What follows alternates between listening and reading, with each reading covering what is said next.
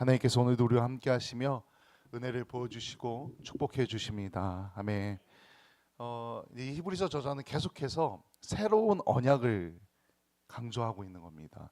예수 그리스도와의 맺은 그 새 언약을 강조하기 위해서 또 한 번 옛 언약의 그것을 이야기하면서 새 언약과 대조하면서 비교하면서 이 새 언약이 얼마나 뛰어난가를 또 계속해서 이야기하려고 하는 겁니다. 이것이 당연하다, 그 당위성을 강조하고 있는 내용들입니다.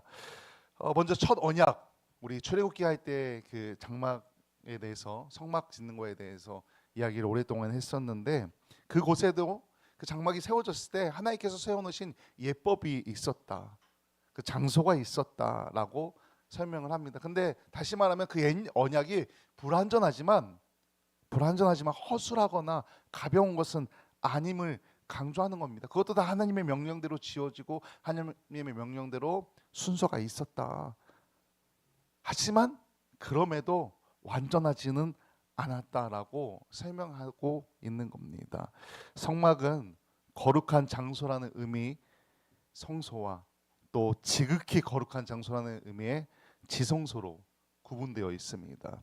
그래서 2절부터 5절까지 성소와 지성소에 어떤 기물들이 있었는지 간략하게 언급합니다. 등잔대, 상, 진설병, 금향로, 금항아리, 언약궤, 아론의 쌍난 지팡이, 언약의 돌판, 영광의 그룹들을 언급하면서 뭐라고 말하냐면 너무 많아서 여기서 지금 다 설명할 수 없다 하면서 짧게 마무리합니다. 우리 한 2년 정도 출애굽기 말씀을 계속해서 해가지고 기억이 들으셨던 분들은 좀 기억이 나실 겁니다. 얼핏 장막에 대해서, 성막에 대해서 계시를 받을 때 얘기하고 또 직접 지을 때도 얘기하고 반복해서 했었습니다. 사실 짧게 설명할 수 있는 내용들은 아닙니다. 근데 그 당시에 이스라엘 백성들은 그걸 알고 있으니까 짧게 언급하고 있는 겁니다.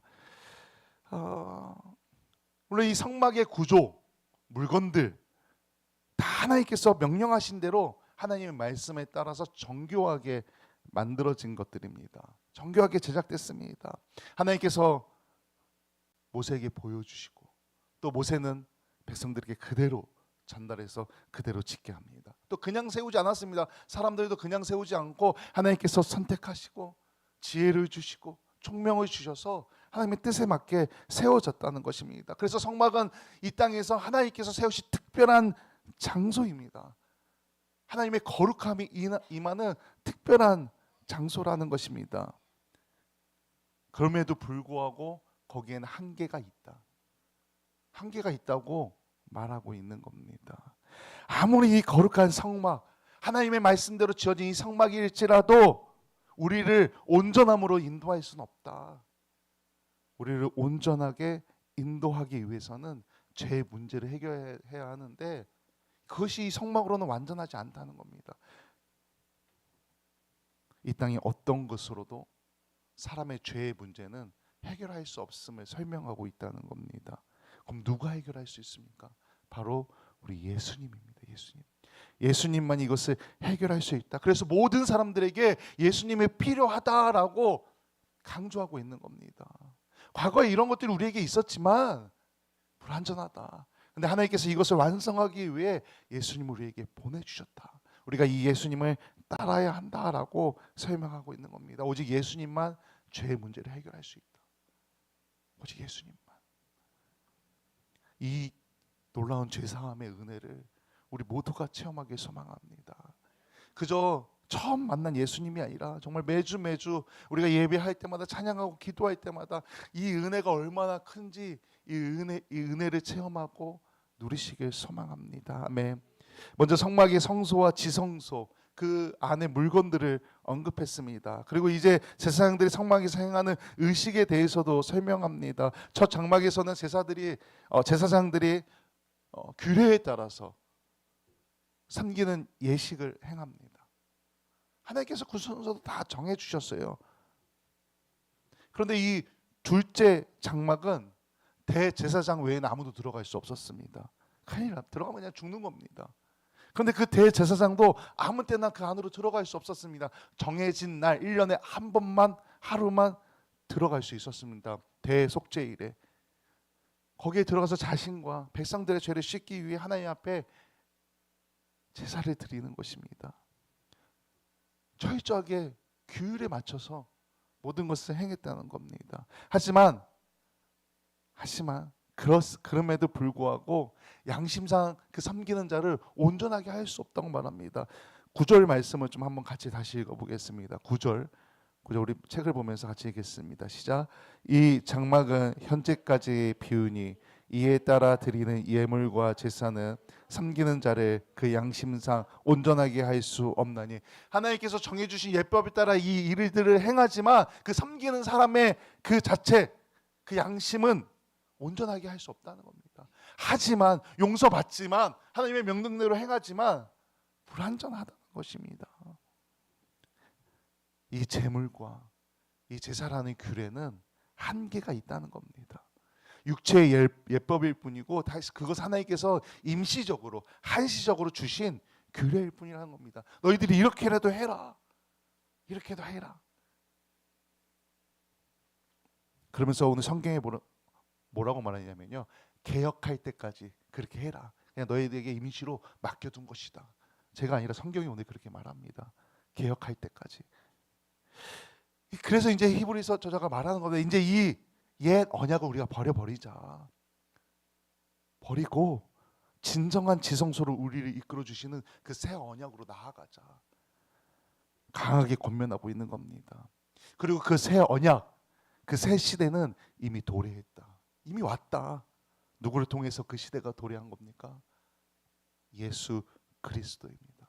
예수님을 통해 새 시대, 새 언약이 우리에게 왔다는 겁니다. 이것을 강조합니다. 근데 오늘 성경에서 말하고 있는 새 시대, 이 새 언약은 이 당시에 히브리인 사람들, 유대인들에게만 보내는 메시지가 아니라 지금 우리에게도 똑같이 보내는 메시지라는 겁니다. 우리에게도 예수님이 오셨고 우리에게도 새 시대가 열린 거고 우리에게도 그 새 언약이 주어졌다는 겁니다. 예수 그리스도를 통해 우리의 죄가 사함받고 구원의 길로 이룰 수 있다고 우리에게도 말하고 있다는 겁니다. 많은 그리스도인들이 또 많은 학자들이 이 규례를 아주 중요하게 여깁니다. 저희도 여기 이렇게 예배 순서가 있지 않습니까? 예배 순서가 쭉 있습니다.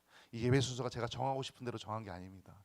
조금 교회마다 조금 다른 이유가 있는데 그 감리교회도 예배서라고 해서 예배 순서를 정해준 책이 있습니다. 되게 두껍습니다. 그래서 저희마다 조금씩 다르게 했는데 저희는 그 책에서 주일 예배에 맞게 그 약간 그 간략하게 그 첨언도 되어 있습니다. 이거는 빼도 되고 해도 된다.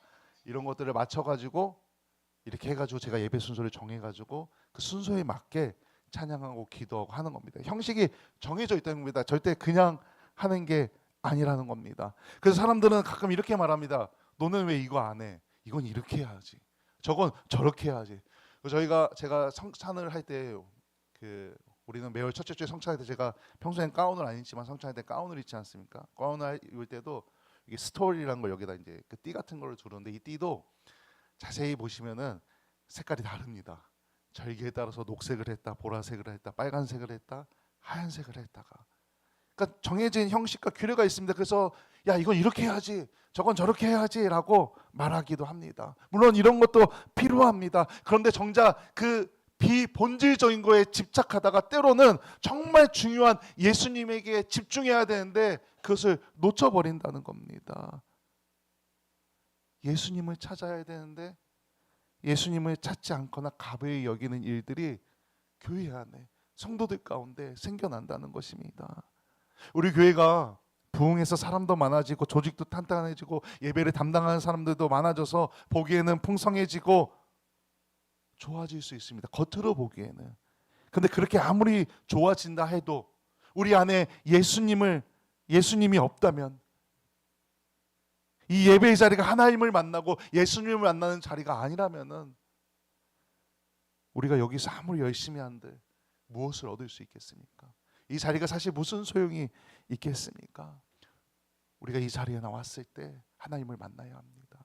예수님을 만나야 합니다. 정말 중요한 것은 우리가 믿음으로 예수 그리스도의 보혈을 의지해서 하나님께서 계신 그 은혜의 보좌로 나아가고 있느냐 이겁니다. 하나님의 은혜를 체험하고 있느냐 이겁니다. 사실 다른 것들은 비본질적인 겁니다.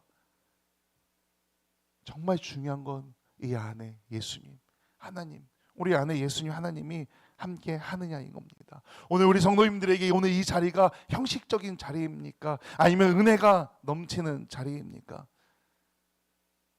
이 시간을 통해 놀라운 예수 그리스도의 그 보혈의 은혜를 깊이 체험하시길 정말 간절히 소망합니다. 아멘. 사실 저도 마찬가지입니다. 내가 사실은 이 자리에 서서 설교를 하고 있으니까 잘 안 졸지. 저도 잠이 많아서 다른 교회 목사님들 설교 예배 같이 드리러 가면 잘 좁니다. 목사님 설교 잘 안 들어오고 이러면 피곤하기도 하면은. 그런데 때로는 또 그 예배의 자리에 나갔을 때, 또 회중석에 앉아 있을 때, 저도 때로는 은혜 받고, 때로는 깊이 그 찬양을 통해 역사하신 하나님의 역사를 체험하기도 하고, 기도할 때 기도를 통해 역사하신 하나님을 체험하기도 합니다. 왜 우리가 그렇게 은혜를 체험하며 살아갈 수 있습니까? 하나님께서 우리에게 예수 그리스도 통해 새 언약을 주시고 우리가 새 시대를 살아가는 그 새 언약을 가진 백성이기 때문에 그렇습니다. 그러니까 우리가 이 주일날 이 자리에 나왔을 때 찬양과 기도와 말씀을 통해 예배를 통해 하나님의 임재하심을 그 은혜를 체험해야 한다는 겁니다. 그것을 기대하며 나와야 합니다. 기대해야 또 기대가 채워집니다.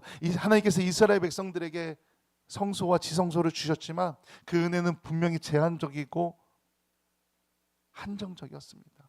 그러나 이제 우리는, 그리고 그들에게도, 그 당시에 그들에게도 예수님이 있었고 또 그 예수님이 지금까지 우리에게 이어져서 우리가 이제는 우리 예수님을 통해 완전한, 한계가 없는 그 은혜 가운데 살아갈 수 있는 것입니다. 하나님께서 예수님을 통해 그 모든 한계를 해결하셨다는 것입니다. 예수님을 통해 그 은혜를 체험하기 소망합니다. 그래서 우리는 하나님과 교제할 수 있는 겁니다. 하나님의 그 은혜의 보좌 앞으로 나아갈 수 있는 겁니다. 우리 힘으로는 할 수 없지만 예수님으로 인해 가능하게 되었다는 것입니다. 하나님께서 그리스도 예수의 피로 우리를 구원하시고 자녀 삼아 주신 것입니다. 그래서 우리가 주 안에서 형제요 자매인 겁니다. 우리 사순절 기간 특별히 지내고 있는데 그 예수님의 걸어가신 그 길을 기억하면서 더 큰 은혜를 체험하시길 소망합니다. 주님과 동행함으로 은혜 충만하고 기쁨이 충만하고 감사가 충만한 삶이 되시길 다시 한번 주님의 이름으로 간절히 축원합니다. 아멘. 우리 아까 함께했던 찬양 약한 나로 강하게 찬양하면서 우리 봉헌하는 시간 같습니다.